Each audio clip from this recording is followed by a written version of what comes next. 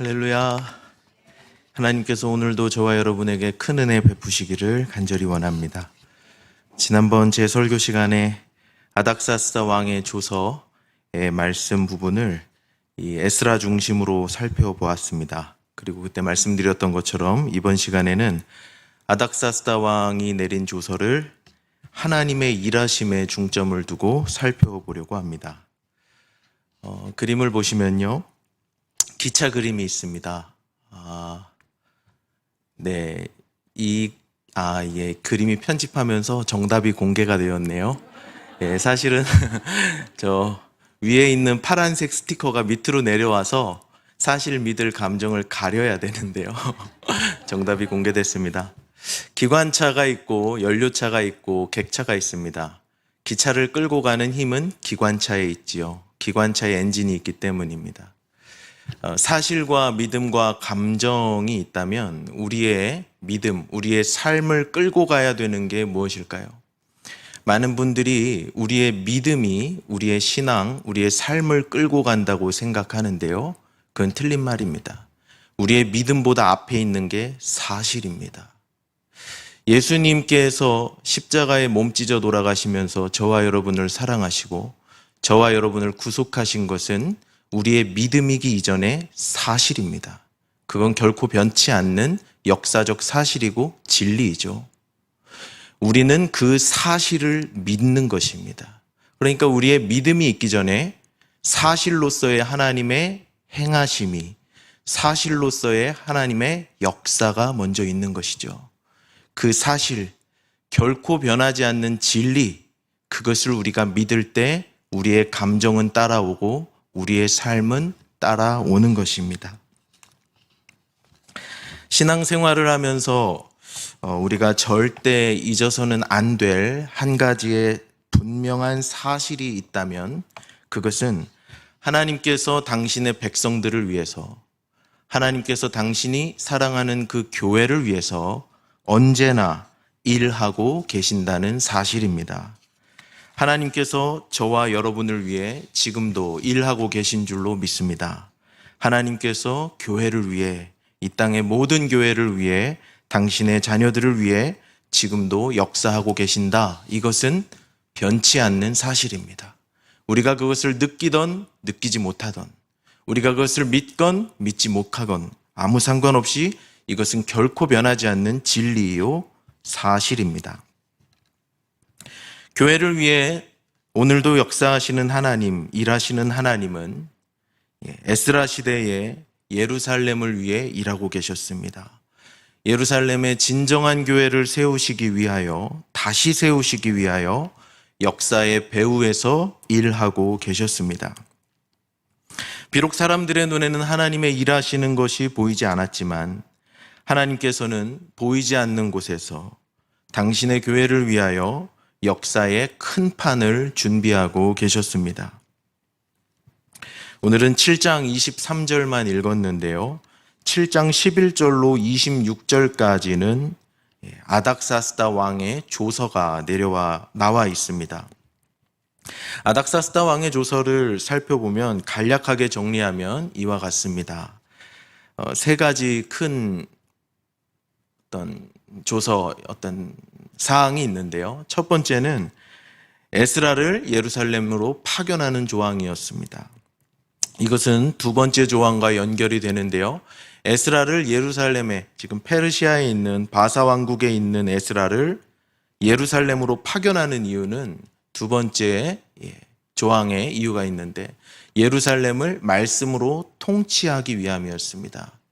예루살렘에 하나님의 말씀의 법을 세우고 하나님의 율법대로 예루살렘을 통치하게 하고, 또 26절, 25절쯤 보면요, 하나님의 율법대로 다스림을 받지 않는 자들에게는 벌을 내리기 위함이었습니다. 그리고 세 번째, 전적인 재정 후원도 약속하는 것이 바로 이 아닥사스다 왕의 조서였습니다. 우리가 에스라 말씀을 살펴보면서 왕의 조서가 벌써 네 번째 내려오고 있습니다. 이 아닥사스다 왕의 조서는 1장에 내려온 고레스의 조서와 크게 다를 바가 없습니다. 거의 비슷합니다. 그리고 6장에 내려온 다리오 왕의 조서와도 대동소이합니다. 지난주에 김용 목사님께서 저녁 예배 설교 때 언급하셨던 것처럼 이 바벨론을 정복한 바사 제국은 자신들이 정복한 나라에 대해서는 관용 정책을 실시했습니다. 그 나라의 문화나 종교, 역사를 말살하려 하지 않고 가능하면 그들의 삶의 방식을 존중해주는 비교적 신사적인 제국이었던 것이죠. 그들의 종교도 이해해주고요, 또 그들의 문화도 이해해주고요, 그들의 역사도 이해해주면서 식민지 백성들이 그들이 가지고 있던 그들의 법으로 그 땅을 다스리도록 허락해 주었습니다. 최대한 관대하게 관용을 베풀었습니다. 그래서 에스라에게 내려온 이 아닥사스다 왕의 조서는 사실은 이스라엘에게만 특별하게 내려온 조서였다라고는 말하기가 어렵습니다. 바사 제국에 속한 수많은 속국들에게 비슷하게 일반적으로 시행되는 정책이었습니다. 그럼에도 불구하고 오늘 이스라엘 백성들에게 내려진 이 아닥사스다 왕의 조서에는 뭔가 특별한 것이 있습니다. 뭔가 특별한 메시지가 담겨 있습니다. 자세히 보시면 아닥사스다 왕이 지금 어떤 강력한 힘에 이끌려서 이 조서를 내리고 있는 것을 볼 수 있는데요. 오늘의 본문 11절로 26절까지, 에스라 7장 11절로 26절까지 동일한 단어가 3번이나 반복되는 것을 보실 수 있습니다. 17절입니다. 그들은 돈으로 수송아지와 수량과 어린 양과 그 소재와 그 전제의 물품을 신속히 사서 예루살렘 내 하나님의 성전 제단 위에 드리고. 21절입니다. 나 곧 아닥사스다 왕이 유브라데강 건너편 모든 창고지기에게 조서를 내려 이르기를 하늘의 하나님의 율법 학자 겸 제사장 에스라가 무릇 너희에게 구하는 것을 신속히 시행하되. 그리고 26절의 말씀입니다. 무릇 내 하나님의 명령과 왕의 명령을 준행하지 아니하는 자는 속히 그 죄를 정하여 혹 죽이거나 귀양 보내거나 가산을 몰수하거나 옥에 가둘지니라 하였더라. 17절 말씀, 21절 말씀, 26절 말씀에 모두 신속히라는 단어가 나와 있습니다. 사실 26절은 속히라고 나와 있는데요. 이 히브리어를 보면 세 단어 모두 똑같은 단어 아스파르나라는 단어로 기록되어 있는 것을 볼 수 있습니다. 이 단어의 원뜻은 부지런히라는 뜻을 가지고 있는데요. 신속히로도 얼마든지 번역할 수 있는 단어죠. 한글 성경도 똑같이 번역했었더라면 훨씬 더 좋을 뻔했는데요. 그리고 23절을 보시겠습니다. 무릇 하늘의 하나님의 전을 위하여 하늘의 하나님이 명령하신 것은 삼가 행하라. 어찌하여 진노가 왕과 왕자의 나라에 임하게 하랴. 여기서 삼가라고 사용된 번역된 아람어는 아드라쯔다라는 단어인데요. 이 말은 1차적으로는 정확하게라는 뜻이 있습니다.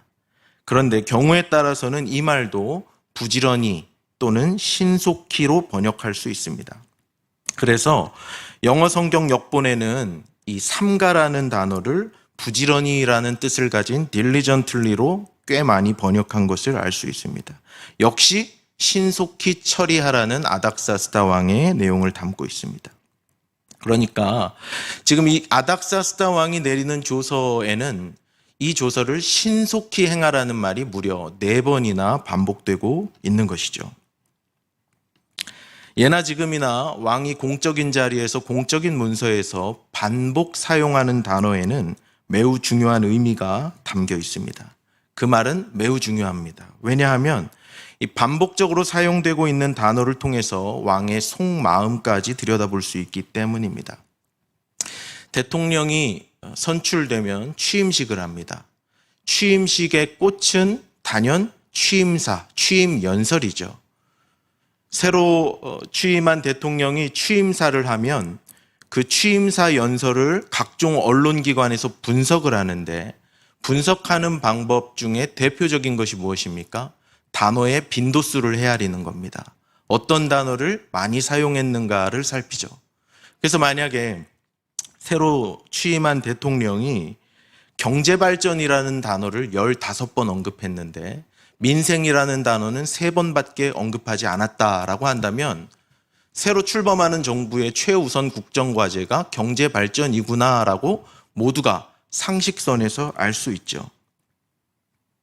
한나라의 왕이 내리는 조서에는 거기서 반복되는, 공적인 문서에서 반복되는 단어는 그만큼 무게 있게 전달됩니다. 지금 아닥사스다는 조서를 내리면서 신속히 행하라는 말을 무려 4번이나 반복하고 있습니다. 이 조서의 시행이 그만큼 시급하다라는 뜻이겠죠. 아닥사스다 왕은 지금 이 내리는 조서에 대해서 굉장히 조급한 마음을 가지고 있습니다. 이 조서가 하루라도 빨리 시행되어야 한다고 생각하고 있죠. 아닥사스다 왕이 뭔가에 쫓기고 있다는 인상을 지울 수가 없는데요. 게다가 아닥사스다 왕의 마음에는 지금 큰 두려움이 임했다는 것을 23절의 말씀을 근거로 알 수 있습니다. 23절을 다시 한번 제가 읽겠습니다. 무릇 하늘의 하나님의 전을 위하여 하늘의 하나님이 명령하신 것은 삼가행하라. 어찌하여 진노가 왕과 왕자의 나라에 임하게 하랴. 23절에서 하늘의 하나님을 언급하며 이 일을 신속히 삼가행하라고 말하고 있습니다. 이 일을 신속히 해야 하는 이유가 하반절에 나오는데요. 하나님의 진노를 피하기 위함이었습니다. 이 조서를 신속히 행하지 않으면 왕과 왕의 제국에 하나님의 진노가 내릴 것이라는 불길한 두려움이 아닥사스다 왕의 마음속에 작용하고 있던 것이죠. 뭔가 이렇게 하지 않으면 망할 것만 같은 큰 두려움에 사로잡혀 있습니다. 그렇다면 한번 질문을 이렇게 던져볼 수 있겠습니다. 아닥사스다 왕은 왜 갑자기 하나님이 두려워졌을까요? 그는 하나님 없이 살던 이방인이었습니다. 하나님을 믿지 않는 이방 나라의 황제였습니다. 세계의 패권을 장악한 페르시아 대제국의 황제가 왜 갑자기 다른 나라의 신이던 하나님이 두려워졌을까요? 그가 왜 하나님의 진노를 두려워하게 되고 의식하게 되었을까요? 어떤 일이 있었을까요? 이 부분에 대해서 조금 더 자세히 알아보길 원하는데요. 여러분, 우리가 성경을 읽을 때 이 성경을 문자로만 읽는 것은 별 의미가 없죠. 이 문자 속에서 의미를 발견하고 하나님의 말씀을 듣고 하나님의 음성을 들어야 하는데요. 이 성경에서 의미를 도출할 때, 다른 말로 성경을 해석할 때 반드시 고려해야 하는 3가지의 세계가 있다고 합니다. 성경을 해석할 때 내 맘대로 해석하면 안 되고, 성경을 해석하고 성경에서 의미를 도출하고자 할 때 반드시 고려해야 할 3가지 큰 기둥이 있는데요. 오늘은 그 중에 2가지만 간략하게 소개를 하고 적용해 보려고 합니다. 성경을 해석하는 가장 일반적이고 첫 번째 방법은 독자의 세계에서 의미를 찾아내는 방법입니다. 성경을 읽는 사람의 마음속에서 들리는 메시지를 찾아내는 것이죠. 예를 들면 이런 상황을 가정해 보겠습니다. 청년 하나가 청운의 꿈을 꾸고 카페를 개업했습니다. 카페를 개업해서 돈을 많이 벌어서 교회 일도 열심히 하고 하나님께 영광도 돌리고자 직업으로 카페를 열었습니다. 첫 달 이래저래 장사를 해보고 정산을 다 해봤더니 자기 앞으로 떨어지는 순수익이 50만 원이 채 안 됩니다. 청년이 절망합니다. 낙심이 찾아옵니다. 이 카페 잘못 열었나 하는 생각을 듭니다. 성경이나 봐야 되겠다고 성경을 아무데나 이렇게 잡아서 폈는데요. 그때 마침 욥기 8장 7절의 말씀이 나옵니다. 뭐죠? 우리 너무 잘 알죠? 식당 가면 제일 많이 걸려있는 그 말씀. 내 시작은 미약하였으나 나중은 심히 창대하리라. 그 말씀이 하나님 말씀처럼 들려서 절망을 이겨내고 다시 소망을 붙잡습니다. 다시 한번 심기일전에서 이 카페를 통해서 하나님께 영광 한번 돌려보리라. 많은 돈 벌어서 주의 일 해보리라. 심기일전합니다. 그 순간 그 청년에게는 마구잡이로 펴서 읽은 그 하나님 말씀이 하나님의 음성으로 들리는 겁니다. 성경의 의미가 독자의 내면에서 발견되는 경우죠. 독자가 말씀을 읽고 그 독자가 처한 환경과 상황 속에서 의미를 발견합니다. 이렇게도 하나님의 말씀을 듣고 해석할 수 있습니다. 성경을 해석할 때 가장 먼저 고려하게 되는 것이 이 독자의 세계이죠. 그러나 이것만으로는 부족합니다. 사실 욥기 8장 7절의 말씀은 욥의 친구 빌닷의 말인데요. 욥기 결론에 가면 빌닷은 하나님께 책망받는 사람으로 나오게 되죠. 욥보다 의롭지 못한 대답을 하고 있다고 하나님께 책망받는 사람의 대사가 욥기 8장 7절입니다. 그래서 이런 식으로 성경을 독자의 세계에서만 해석하게 되면 이건 불완전한 방법입니다. 독자의 세계에서만 성경을 해석하다 보면 자칫 사사로운 해석으로 나갈 수 있기 때문이죠. 이렇게 해석하는 것은 명심보감 한 절 읽고 묵상하는 것이나 성경을 한 절 읽고 묵상하는 것이나 별반 다를 게 없습니다. 그래서 성경을 읽고 해석할 때 독자의 세계와 함께 반드시 고려되어야 할 또 하나의 세계가 있으니 그것이 바로 저자의 세계입니다. 성경에 기록된 문자에서 하나님의 말씀, 의미를 발견하기 위해서는 반드시 저자의 세계로 또한 들어가야 합니다. 저자의 세계로 들어가서 성경을 읽어야 하나님의 말씀이 살아서 들리는 말씀이 되게 되죠.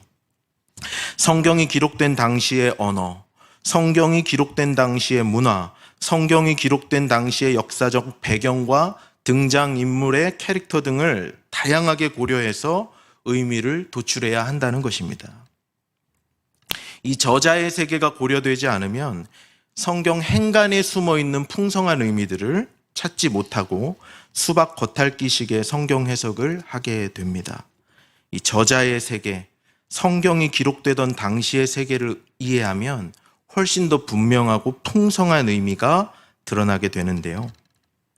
그래서 성경을 해석할 때는 독자의 세계와 함께 저자의 세계가 반드시 고려되어야 합니다.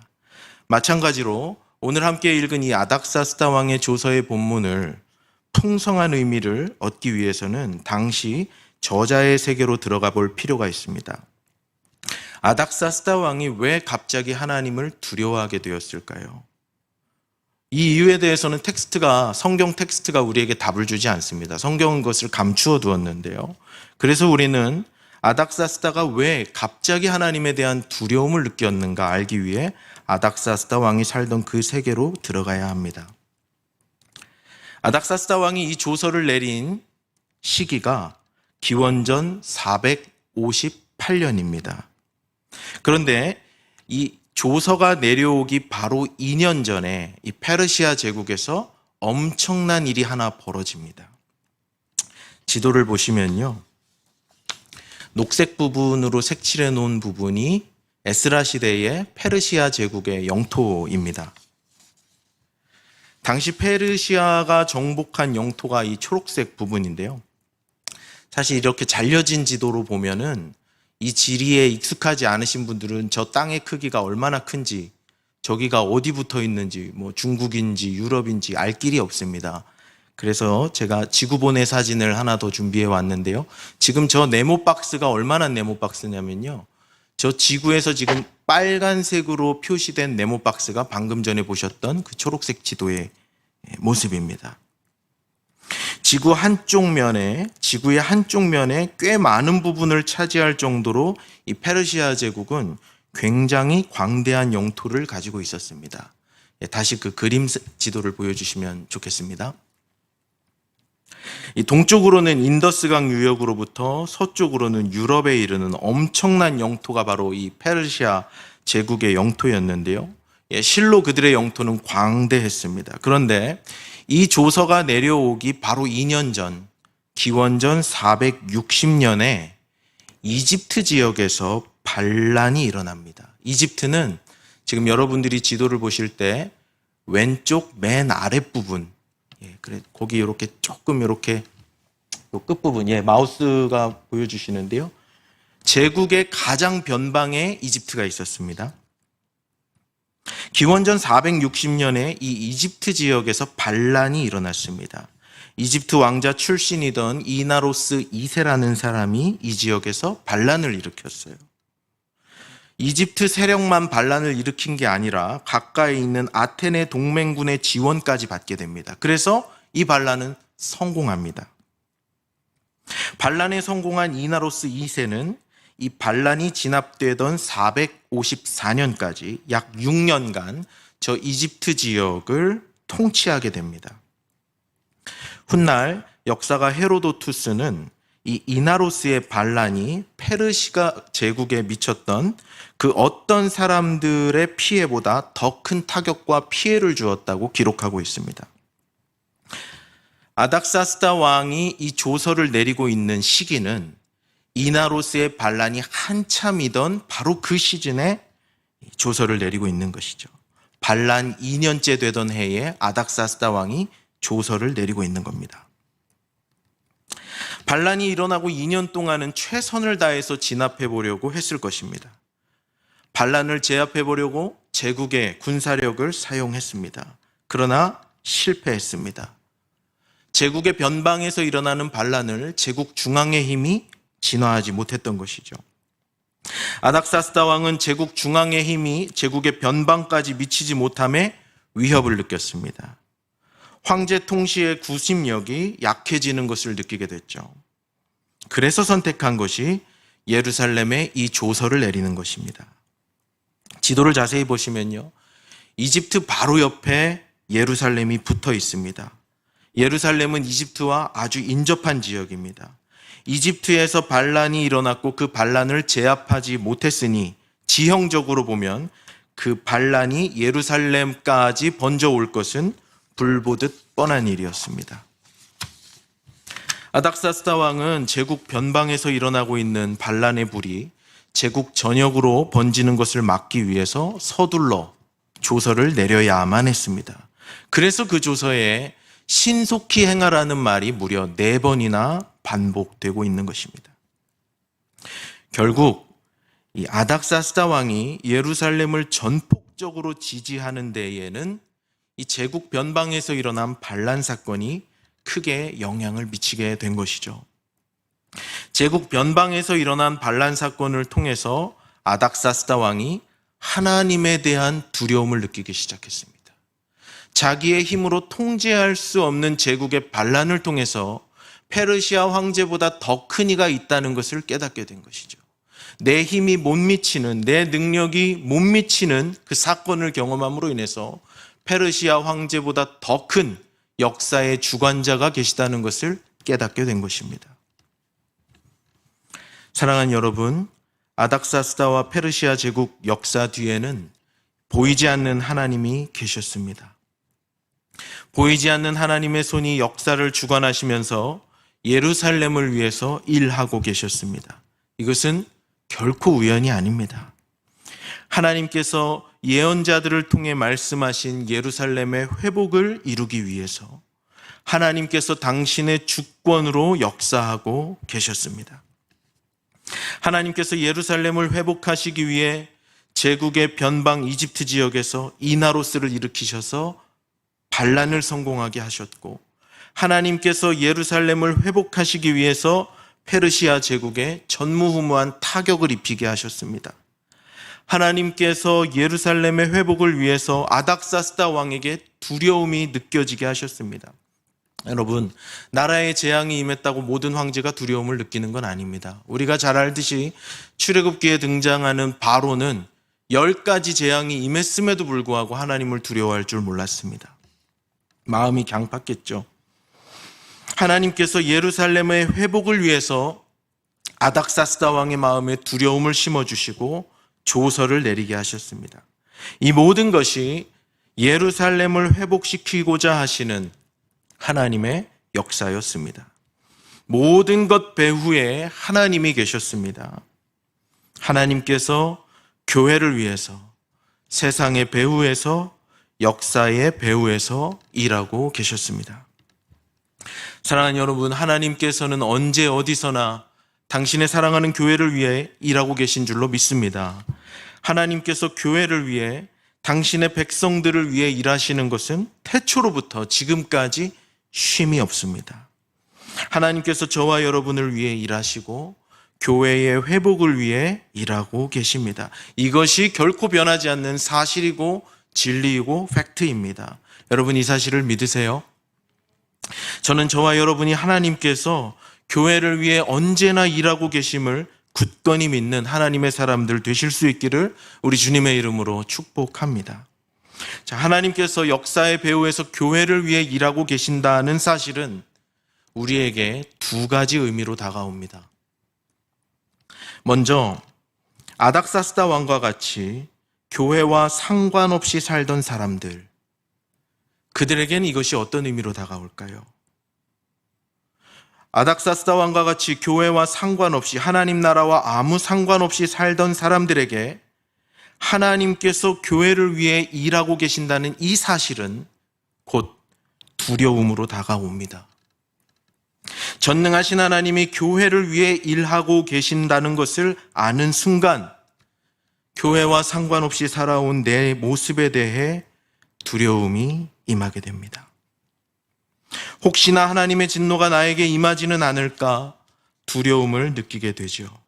이때는 이 두려움을 느끼는 것이 복입니다. 하나님의 교회에 대해서 무관심하고 살았던 것이 깨달아지고 나의 제국을 위해서, 나의 영토 확장을 위해서 나의 앞날만을 생각하던 것이 깨달아졌다면, 그리고 그 순간 하나님을 향한 두려움과 경외심과 진노에 대한, 형벌에 대한 두려움이 느껴졌다면 하나님의 초청의 사인입니다. 그것은 참으로 복입니다. 돌이킬 수 있는 기회가 되기 때문이죠. 만일 저와 여러분이 하나님께서 사랑하시는 교회와 상관없이 내 가정, 내 일터, 나의 제국만을 세우는데 몰두해서 살아왔다면, 나의 인생에 그거밖에 없었다면 오늘 이 말씀을 듣고 두려움을 느끼며 돌이켜야 할 줄로 믿습니다. 하나님의 교회야 어떻게 되든 말든 내가 세운 제국의 영광만을 위해서 살아왔다면 이 말씀을 통해 하나님의 크심을 느끼고 신속히 돌이켜야 합니다. 그리고 하나님께서 사랑하시는 그 교회를 세우기 위해 내가 할 수 있는 최선을 신속히 행해야 합니다. 하나님은 역사의 배후에서 당신의 사랑하시는 교회를 위해 일하시기 때문입니다. 그러나 반대로 하나님의 교회를 위해 늘 같은 자리에서 헌신하며, 늘 같은 자리에서 수고하며, 늘 같은 자리에서 하나님을 위해 나의 삶을 드리던 하나님의 복된 성도들에게는 이것이야말로 복음이 아닐 수 없습니다. 하나님께서 교회를 위해 내가 모르는 영역에서, 내가 알지도 못하고 보지도 못하고 생각하지도 못하는 영역에서 태초부터 지금까지 일하고 계신다는 사실은 고난을 당하는 교회와 헌신하는 성도들에게 참으로 복음이 되는 것입니다. 이 메시지는 한없는 위로와 소망의 메시지입니다. 하나님께서 교회를 위해 일하신다는 사실은 성도로 하여금 인내하게 합니다. 고난과 어려움 속에서도 끝까지 신실하게 주를 섬기게 하고 교회를 사랑하는, 교회를 섬기는 동력이 되는 것입니다. 하나님이 사랑하시는 교회를 사랑하고 헌신하며 섬기시는 성도 여러분, 하나님이 여러분의 수고를 아시는 줄로 믿습니다. 아무도 모르는 곳에서 교회를 위해 수고하고 땀 흘린 것을 하나님이 아십니다. 하나님이 기억하십니다. 아무도 알아주지 않아도, 심지어 누군가는 나를 비난하고 욕하고 한다 해도 우리가 주님을 사랑하는 마음으로 주님께서 사랑하시는 교회를 위해 남몰래 흘린 눈물과 헌신을 우리 주님 반드시 기억하십니다. 성도는 그 사실을 믿으며 오늘도 교회를 위해 일하고 계시는 그 주님과 동역하는 것입니다. 저는 숭실교회에 오기 전에 아주 작은 교회에서 찬양 전임 간사로 한 10년 정도를 섬겼습니다. 그리고 신학교에 가서 전도사가 되고 숭실교회에 왔습니다. 전에 섬기던 교회가 작은 교회이고 또 개척한 지 얼마 안 된 교회이다 보니까 교회의 성장과 부흥을 위해서, 또 사역을 위해서 굉장히 실험적인 사역들을 많이 했습니다. 그리고 매번 하는 사역들이 다 개척이었습니다. 11시 예배만 드리다가 9시 예배를 개척하기로 했습니다. 그래서 그때 담임 목사님과 사모님 그리고 저 이렇게 셋이서 9시 예배를 개척을 했는데요. 매주 드렸습니다. 당시 전통 예배로 드렸는데요. 이 목사님께서 예배 인도와 설교를 맡으시고 저에게는 특송을 매주 맡기셨습니다. 그리고 사모님은 혼자 이제 회중석에 앉으셔 예배를 드리셨죠. 매주 특송을 준비하는데 한 주는 제가 내 길 더 잘 아시니라는 찬양을 준비했습니다. 이집트 왕자 2라는 영화의 메인 테마고 주제곡인데요. 요셉이 감옥에 갇혔을 때 그 요셉의 심정을 묘사한 찬양입니다. 나는 내 길을 안다고 생각했지만 하나님이 더 잘 아신다는 그런 찬양의 고백인데요. 당시에는 제가 반주자가 없으니까 제가 피아노를 치면서 그 찬양을 불렀습니다. 듣는 분들은 두 분밖에 안 계셨지만 정말 최선을 다해서 준비했습니다. 제가 할 수 있는 한 최대한의 연습을 하고 모든 것을 다 쏟아부어서 곡을 편곡하고 또 어레인지 한다 그러는데요. 송폼을 만들고 이 곡의 다이나믹을 정하고 수없이 연습해서 불렀습니다. 제가 할 수 있는 한 최선을 다해서 멋스럽게 만들어서 불렀어요. 아마도 지금 생각해 보니까 빛도 들어오지 않는 지하교회에서 젊은 세월을 보내고 있는 제 모습이 이 요셉의 모습에 투영되어서 아마 더 그렇게 열심히 준비하지 않았나 생각을 해보는데요. 찬양을 부르고 예배가 끝나고 목사님께서 제게 오셨습니다. 그래서 그 노래가 용성 형제가 직접 편곡한 것인지 있는 노래인 건 아셨으니까요. 아니면 어떤 사람이 편곡해 놓은 거를 그대로 카피한 것인지 제게 물어오셨어요. 제가 했노라고 대답을 드렸습니다. 몇 초간 말씀을 멈추신 목사님께서 저에게 이렇게 말씀해 주셨습니다. 용성 형제, 하나님께서 형제가 여기 있는 거 알고 계셔. 그 한마디의 말씀이 제 마음 깊은 곳에 울림으로 다가왔습니다. 그 음성이 하나님 말씀처럼 제게 들렸고 하나님께서 저의 수고와 애씀을 이해하신다는 위로의 메시지로 들렸습니다. 사랑하는 여러분, 우리가 하나님의 교회를 위해 일할 때 우리가 어떤 모습으로 헌신하는지 하나님께서 다 보고 계십니다. 정말 우리가 하나님을 사랑하는 마음으로 정말 마음을 다해 섬기는지 아니면 대충 거칠에만 하는지 하나님 다 보고 계십니다. 하나님께서 셈하고 계십니다. 그렇기 때문에 여러분, 왜 나만 일하느냐고 불평하지 마십시오. 다른 사람 대충 한다고 나도 대충 하지 마십시오. 만약 우리의 하나님을 섬기는 기준이, 만약 우리의 주님을 섬기는, 하나님이 사랑하시는 교회를 섬기는 기준이 다른 사람이라면 그 사람이 우리의 하나님 되지 않겠습니까? 사랑하는 성도 여러분, 역사의 배후에서 교회를 위해 일하고 계시는 하나님을 믿으실 수 있기를 바랍니다. 우리 모두 그 하나님을 신실하게 믿고 신실하게 따라갈 수 있기를 바랍니다. 하나님께서 사랑하시는 교회를 우리도 사랑할 수 있기를 바랍니다. 역사의 배후에서, 하나님께서 역사의 배후에서 일하고 계시기에 오늘 우리는 역사의 한복판에서 땀을 흘리며 교회를 위해 일하고 섬길 수 있기를 원합니다. 하나님과 함께 하나님께서 사랑하시는 교회를 성실하게 땀 흘리며 다시 세워가는 저와 여러분 될 수 있기를 우리 주님의 이름으로 축복합니다. 기도하겠습니다. 하나님 아버지, 감사합니다. 우리 눈에 보이지 않아도 하나님께서 언제나 당신의 교회를 위해 일하고 계심에 감사드립니다. 주여, 우리에게 믿음을 주시옵소서. 교회를 위해 역사의 배후에서 일하고 계심을 믿는 믿음이 우리에게 굳건한 소망과 위대한 헌신의 근거가 되게 하옵소서. 우리도 주님과 함께 당신의 사랑하시는 교회를 위하여 삶을 드리며 섬기게 하옵소서. 주 예수님의 이름으로 기도드립니다. 아멘.